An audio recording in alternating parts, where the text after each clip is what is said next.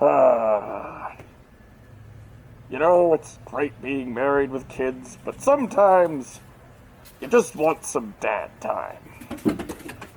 It's some dad time. Boo! Skull servants suck! Really, dude? I'm just trying to relax out here. No need to be slinging crap. You're weak and flabby and your skill sucks! Oh, come on. Don't look that bad. Your wife's a whore and your kids are stupid! Okay, that's it.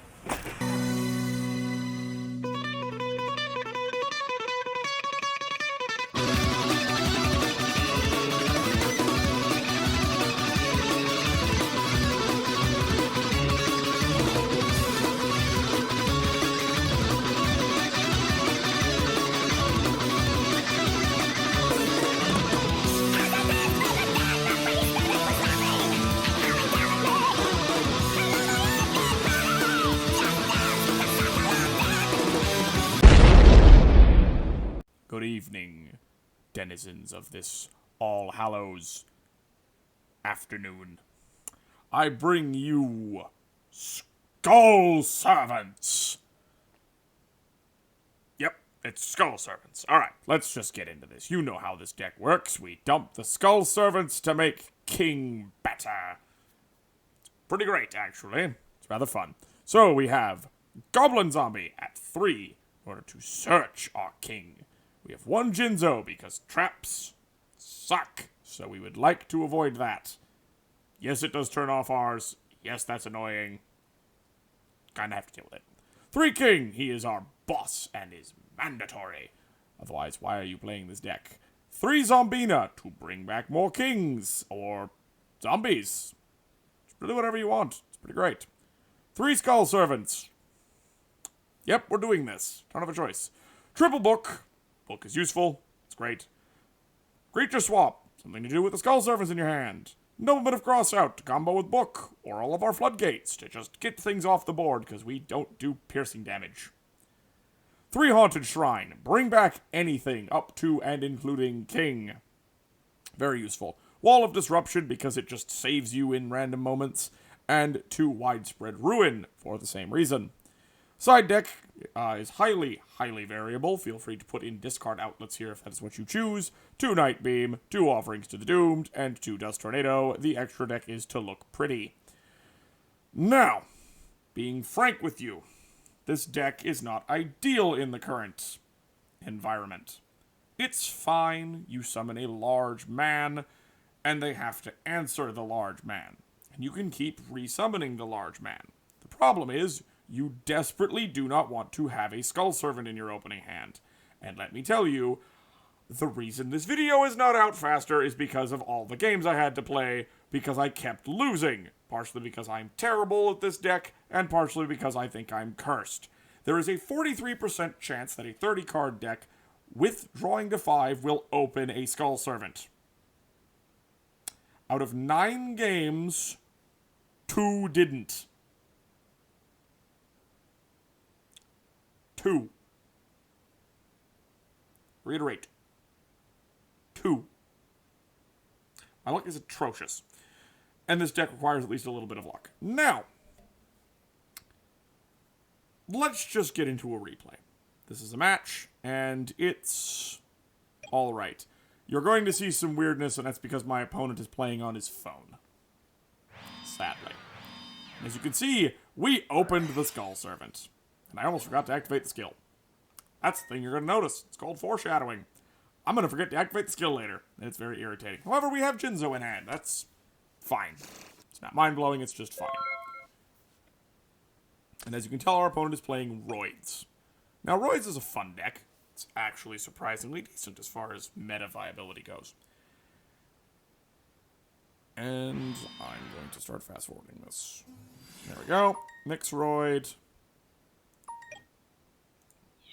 Turn this on, goes to combat, activates that, activate widespread, chuck, dump, and Jinzo. He speeds this up by just having that go through. Okay, now let's pause on the board state here for a moment, because things got a little hectic there for half a moment. That's why I generally don't play this in fast forward. So, we had that, there was some setting, I just windmill slammed king because that's what you do when you have 3 skull servants in the graveyard. And now we've been booked. This is obviously telegraphing the entire scenario here. And this is also before I knew my opponent was playing on a phone. But here we go. And it's... yeah, this is how I find out when he's on a phone. And it's Blast Sphere. Blast Sphere is a problem. Blast Sphere is a very large problem. And we are going to take a bajillion damage. This is Roid Burn, if you're curious. Drop that. Drop Zombina. Go to end of turn. And there's Zoma, and that's when I fully understand the Blast Sphere is not just a cute tech for Roids, because it is a machine, so it does play nice with Mixed Roid. However, this is when I know I'm dead. Now, of course, I'm not quite dead yet, but I'm choosing to hold on to this. And this is a very awkward situation we're in. Yes, he accidentally clicked end turn, he meant battlefields. Zombina dies. We summon King. I have to do it in defense mode because we're dead. Now, I could have managed to bring something back, but I just didn't think that was a good idea. And here's the Wall of Disruption. Which couldn't be much more telegraphed if I tried. However, we run into a problem here. Yup. He doesn't just go through with it. It's a Submarine Roid. We do the Mixed Roid combo. We go into Submarine Roid, where I find out something interesting. Wall of Disruption doesn't work on Submarine Roid. It's one of those things that's really obvious when you stare at it, but then you don't really realize it, and he has no reason to attack. And there's Haunted Shrine, a turn too late. Unfortunate. And now we do a bit of siding.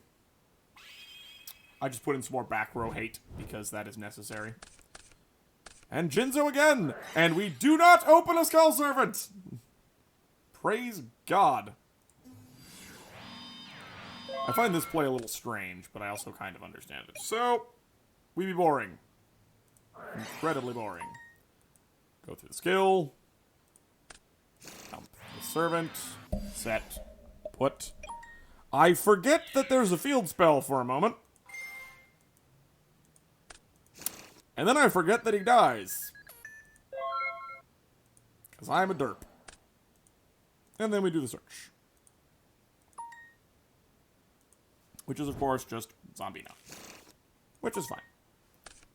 Zombina solves pretty much our entire problem here. We just need to survive a turn. Which we can do. And I don't want to deal with Drill Roid. Submarine Roid is irritating, but it's also a lot less damage and is much less controlling of the game state. It's just offensive pressure. Submarine Roid is a surprisingly good card. You wouldn't think it's that good, but it is actually quite good. Activate skill again. Really wish there was a declare for that, but there isn't. And we're going to knock because you're not getting a better moment than that. Set the widespread. Summon King, who's at 2,000. Force the engage. And we're getting floodgated. I'm just clicking too fast, triggering my opponents on a phone.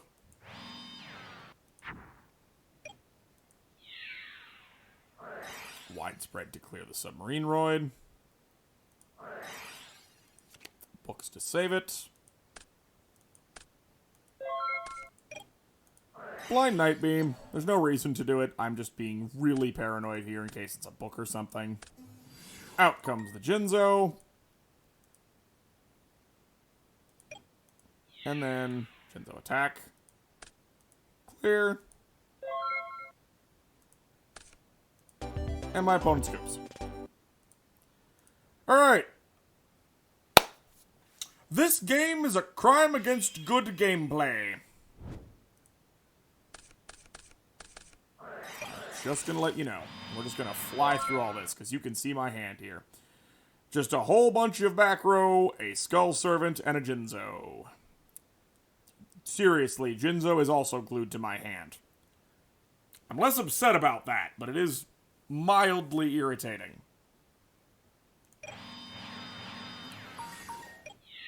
You gotta be really desperate when there's a Blast Sphere in attack mode on your opponent's side of the field.